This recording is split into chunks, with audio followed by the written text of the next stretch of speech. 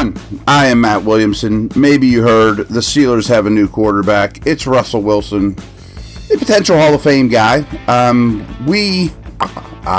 Whatever, have dug into this possibility quite a bit over the last several podcasts.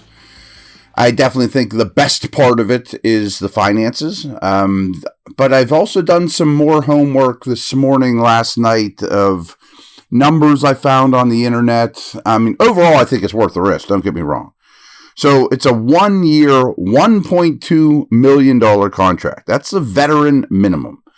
And Wilson will play for that on the Steelers while collecting $38 million from the Broncos to not play for them next season. So it's a rare opportunity to grab a starting quarterback and someone with an insane pedigree for basically nothing. I mean, so that part is very alluring, obviously. He's 35 years old. He's won a Super Bowl. He's been to the Pro Bowl 9 times. He won Walter Payton Man of the Year, so now the Steelers have 2 of those. But he's also struggled quite a bit lately. I mean, since his whole time in Denver, he had a 42-19 touchdown to interception ratio, and they were 11-19 with him as a starter. However, last year he had a 26-8 ratio, and that sounds pretty good. I mean, the Steelers had a 13-9 touchdown ratio in 2023. I mean, all their quarterbacks combined, 13-9 compared to him at 26-8. Some things I found out about him are more things to elaborate on. Is his red zone is very good. That's been a huge problem lately. His deep passing remains very good. His numbers off play action, also very good. So those things are appealing. I mean, there are some warts. Don't get me wrong. We've talked about these warts. I mean, it's why you're getting this situation. And we'll talk about a lot more of that stuff here in a minute. But first off, BetOnline continues to be your number one source for all your basketball wagering needs, including pro and college hoops throughout the year. Up-to-minute odds, stats, and trends. You can follow your favorite team's path to the playoffs with in-game live betting, contests, and all the best player props. Experience the world's best wagering platform anytime for your desktop or your mobile devices. Head to BetOnline today to become part of the team. And remember to use promo code BELIEVE, B-L-E-A-V, for 50% off welcome bonus on your first deposit. BetOnline, the game starts here.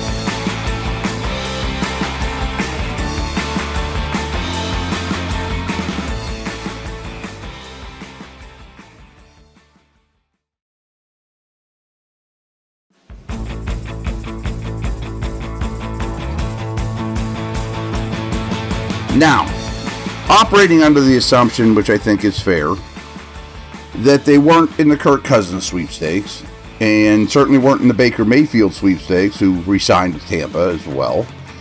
I kind of look at this as, if you just looked at it from football, who's the best quarterback they could get? And I think it's Wilson. I mean, he's better than Tannehill, Brissett, Rudolph, probably any rookie. Like, who's the best player right now? I think there's an argument that it's Wilson, to be very honest with you. Are they done? I don't know. I mean, I think that they could certainly draft one, maybe as early as day 2. Could you still bring Rudolph back if he's floating around out there in a week or so? Maybe. What does this mean for Kenny Pickett? I think there'll be a competition. I don't think they are going to say, Russ, you're the starter. But I don't know the answer to that question, to be honest with you. What I do know is they have very little invested in a backup/starter quarterback now in Wilson, and that's going to allow them to sign something else, another starting safety, a linebacker, go up from a C-level linebacker signing to a B-level signing, something like that. This signing gives them a lot of financial freedom. So here are some more numbers and things that I found that I want to react to. He was 11th in QBR on play action under center last year. Really good. I mean, 51 for 76, 500 yards with 7 touchdowns and only 1 interception. Play action under center. Well, that's what you're going to see here with Arthur Smith. I mean, so also, I told you about his middle of the field passing. It's atrocious, and it's the lowest in the league. But I have mixed feelings about this. So the Steelers, through pass attempts outside the numbers, their 49% was the highest of any team. That's where Wilson wants to go with the football. I mean, he had a 76.8 QBR outside the numbers, and that was 8th best in the league.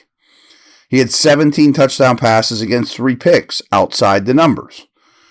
However, I contest that throwing outside the numbers as much as the Steelers did and is more of a Matt Canada thing and more of a problem thing than an Arthur Smith thing. Arthur Smith wants that play action stuff to come with a lot more over the middle things. But it is in place. You still are going to throw outside the numbers, and Wilson's good at it, and the Steelers receivers are good at it. So you got to kind of blend all of this together. Turnovers need to be talked about. He was 26-8 touchdown interception ratio. And as I mentioned, by the way, that was in 15 starts because they sat him the last 2 so he didn't get hurt. So he threw 26 touchdown passes in 15 starts. And he turned the ball over no more than once in 12 of his 15 starts. So he does do a pretty good job of protecting the ball. And the Steelers are 19-5 over the last 2 years when they win or tie the turnover battle. When they lose the turnover battle, they're 0-11, losing by an average of nearly 13 points per game. So, protect the football, be a veteran, actually throw some touchdown passes, which hasn't happened in 2 years around here. I've told you this before, though. He takes too many sacks. 45 last year.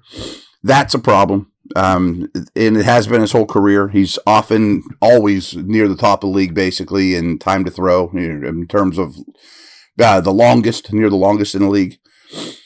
Now, back to Kenny Pickett for a second. I just have random notes, as I often do. They have to figure out his fifth-year option after this upcoming season. If he doesn't want a starting job, they're not picking it up. If he does, they probably are, unless it's everybody's terrible. But that gets cloudier now. I mean, who knows? But the goal is here to win games, not worry about fifth-year options as much. Now, Wilson had the third best completion percentage over expected in the whole league last year. Third best. But take that with a little bit of a grain of salt, too, because 27% of his passes were behind the line of scrimmage. That's the highest mark among 509 quarterbacks since 2005. These numbers are from Warren Sharp. He also threw just 26% of his passes between 5 and 15 yards downfield. The lowest mark also as well during that period. I mean, since 2005. So not throwing the ball between 5 and 15, throwing the ball a ton behind the line of scrimmage, you should have a high completion percentage. But nonetheless, he had an exceptional completion percentage, especially when you take it up to some advanced metrics. We talked about that. 26 touchdowns in 15 games. That's great.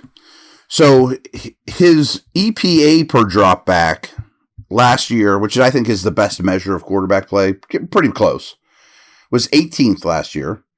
The year before that, his first in Denver was 25th. His last year in Seattle was 19th. And then before that, he used to be really, really good. I mean, it was 14th in 2020, 11 and 19, 6th overall in 18, 13, 15, 3rd, 6th, going back to his rookie year. So, I mean, I don't think we need to, let you guys know that Wilson was once really good. I mean, there's just no way around that. He also, him and the Broncos put together a 5-game winning streak also last year. They beat the Packers, Chiefs, Bills, Vikings, and Browns in consecutive weeks. However, the Broncos scored 24 or fewer points in all those games but one. So he helped, obviously, but they weren't just blowing people out offensively either. Last nugget I have on Wilson is his rushing yards were up. He was up 22.7 rushing yards per game.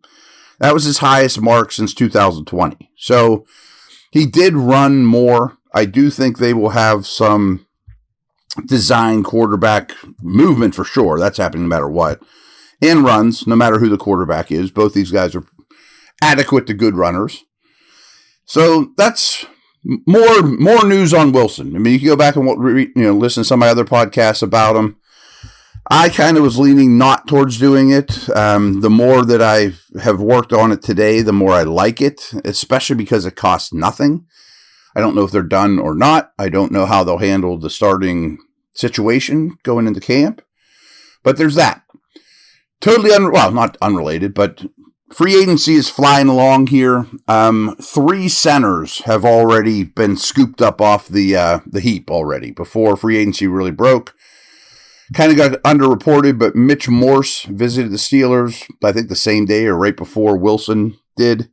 And then he visited the Jags. Jacksonville signed him. I would have loved that fit situation.